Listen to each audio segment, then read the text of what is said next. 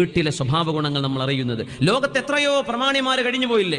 മുസോളിനിയും Adolf ഹിറ്റ്ലറും ക്രൂരന്മാർ അങ്ങനെ ഒരു വഴിക്ക് വലിയ വലിയ സയന്റിസ്റ്റുകൾ, ഐൻസ്റ്റൈനും ഐസക് ന്യൂട്ടനും, വീൽ ചെയർ പടുത്ത് മരിച്ചുപോയ നമ്മുടെ വീൽ ചെയറിൽ ഇരുന്നിരുന്ന സയന്റിസ്റ്റുടെ പേരെന്തായിരുന്നു? Stephen Hawkins. ഇങ്ങനെ ഒരുപാട് മഹത്തുക്കൾ കഴിഞ്ഞുപോയി. നമുക്ക് അവരുടെയൊക്കെ സയൻസേ അറിയുള്ളൂ. അവർക്ക് ഭാര്യമാരുണ്ടായിരുന്നു, അവർക്ക് കുടുംബമുണ്ടായിരുന്നു, അവരുടെ ജീവിതത്തിൽ സത്യസന്ധത പാലിച്ചവരാണോ, കൂടുതലുള്ളവരോട് എങ്ങനെയാ പെരുമാറിയത്, അത് സയന്റിസ്റ്റുകളെ പറ്റി പറയുമ്പോൾ നമ്മൾ ചർച്ച ചെയ്യൂല. രാഷ്ട്രീയ പ്രമുഖന്മാർ, നമ്മൾ അബ്രഹാം ലിങ്കന്റെയോ നമ്മൾ യൂറോപ്പിന്റെയോ അമേരിക്കയുടെയോ ചരിത്രം പറയുമ്പോൾ വലിയ വലിയ ആളുകളെ പരിചയപ്പെടും. അവരുടെയൊക്കെ രാഷ്ട്രീയ പ്രവർത്തനങ്ങളെ നമ്മൾ മാത്രം നോക്കൂ. അവരുടെ വീടുകളിൽ എന്തായിരുന്നു സ്വഭാവം നമുക്കറിയില്ല. അവരുടെ കൂട്ടുകാരോട് എങ്ങനെ പെരുമാറി നമുക്കറിയില്ല. എന്നാൽ റസൂലുള്ളാഹി തങ്ങൾ അങ്ങനെയല്ല. തങ്ങളുടെ കുടുംബം, തങ്ങളുടെ ദീനീ പ്രബോധനം, തങ്ങളുടെ യുദ്ധം, തങ്ങളുടെ അധ്യാപനം, തങ്ങളുടെ നേതൃത്വം, തങ്ങളുടെ സൗഹൃദം എല്ലാം റിപ്പോർട്ട് ചെയ്യപ്പെട്ടിരിക്കുകയാണ്. ഇങ്ങനെ ഒരു നേതാവ് ലോകത്ത് മുഹമ്മദ് മുസ്തഫയല്ലാതെ സ്വല്ലല്ലാഹു അലൈഹി വസല്ലം